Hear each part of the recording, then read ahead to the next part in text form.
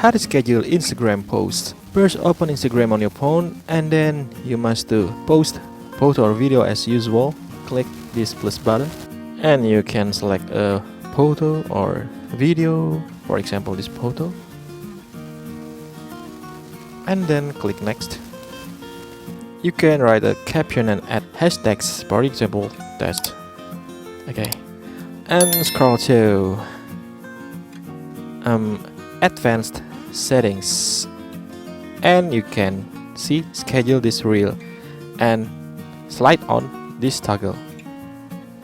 Choose the date and time below 19 May and 8 AM and then tap done and then go back to previous page and you can see like this. Some of your settings cannot be saved.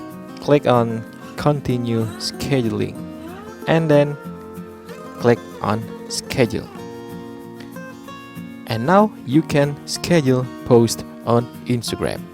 So that's all and see you in the next video. Bye bye.